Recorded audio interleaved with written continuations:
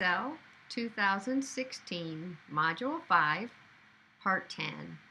We're going to create a second pivot table in this segment utilizing the recommended pivot tables option. So what I need you to do is get back into your June workbook. I would like you to go to the sales data worksheet. This should be where your June table is located. You want to make sure this is in fact a table so that you see the table design. You also want to make sure that there are no filters that are filtering your data. So if there are filters, come in here and clear the filters or select all to make sure that your data is there. The next thing we're going to want to do is we are going to want to use that table as the starting point for our pivot table. So we are going to choose the Insert button, and we're going to insert recommended pivot tables.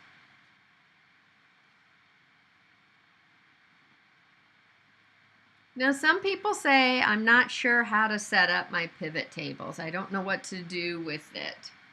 So one of the things that you can do is utilize this recommended pivot tables button, and it will bring up several options for you.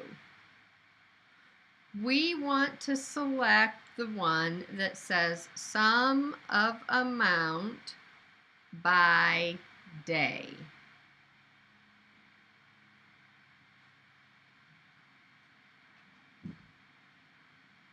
So let's see, sum of amount by day. The sixth one down, it says 1, 2, 3, 4, 5, 6.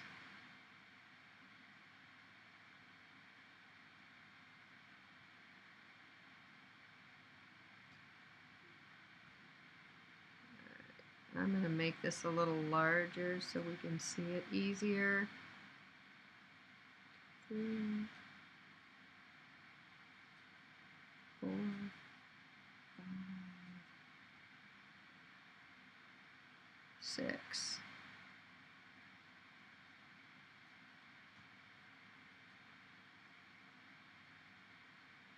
That's not going to be it. I think it is this one.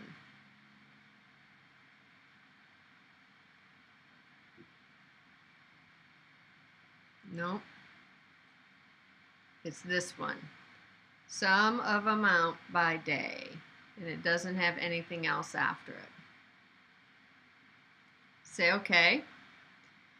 And notice it automatically creates this workbook for you, or this pivot table for you. We're going to go ahead and rename this Pivot 2.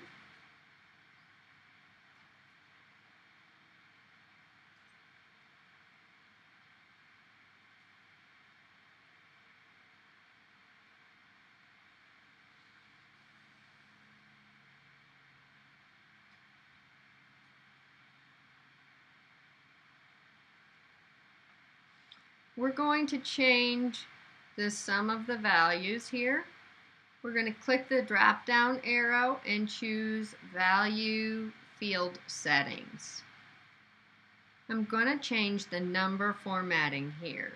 And remember, this is where we need to use the number formatting so that anytime the numbers move, the formatting will move with them. So you're going to choose number formatting, and we're going to choose currency and click OK.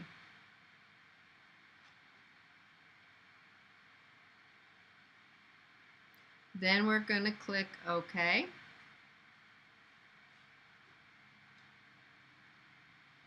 On the ribbon, we're going to go to the Design tab, and we are going to choose a style. We're going to use medium 14.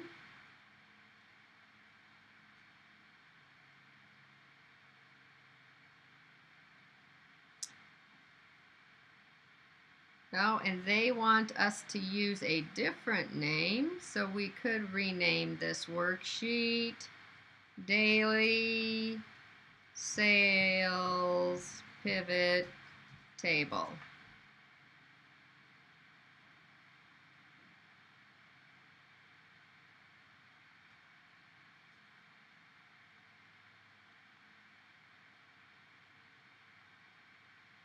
So you can see it's very easy to create a pivot table from one of the recommended lists because they automatically build it for you, and then all you have to do is a little styling. Now let's say I wanted to take this and turn the information into a pivot chart. So what you're going to do is you're going to go to the Analyze tab, and you're going to find the button that says Pivot Chart.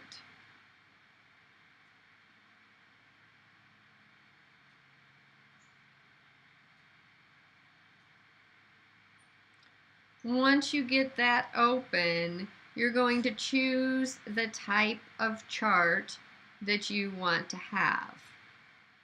Most of these are going to be very similar to what we did in the regular charting, but there are a couple of differences in working with pivot charts that we'll look at in a moment. So we're going to start out with a clustered column.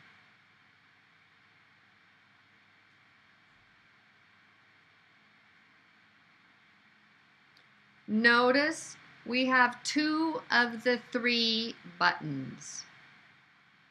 We have the chart elements, we have the styling. The filter button is gone because we will filter in a different way. So let's look at our elements. We're going to click on Legend. So we don't need that legend to be there anymore.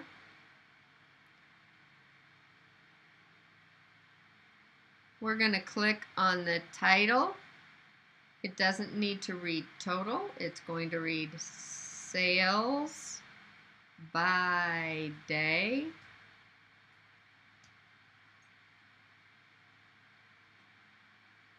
And then we might want to pick colors. Since everything else we've been doing was green, we're going to come over here to this color, and we're going to pick color 4.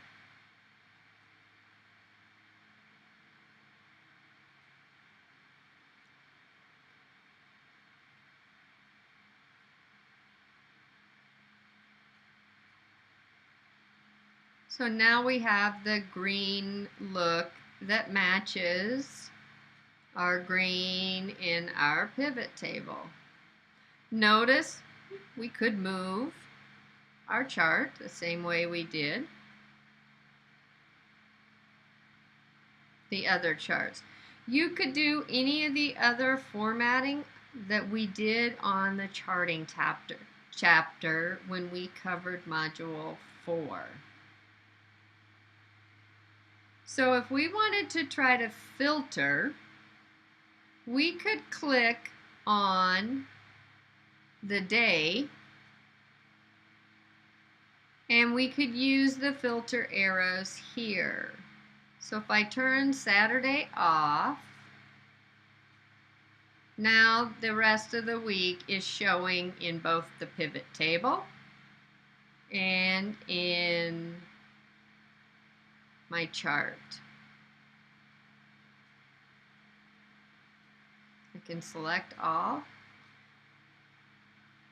Now let's say I wanted to add a slicer. So I could insert a slicer for the day. I'm going to move my slicer over here And the only thing I'm going to change about it this time is the color, so it looks like it matches.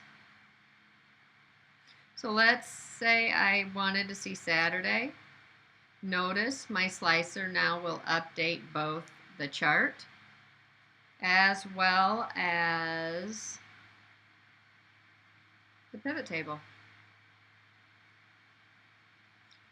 So that is your difference with your pivot tables and your pivot charts, is that the filtering options are down here, not over here. And you can add a slicer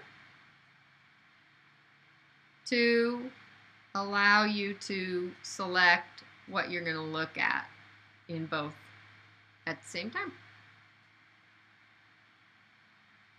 That concludes working with our Excel tables and our pivot tables. Let's go ahead and save our work, and that concludes Module 5.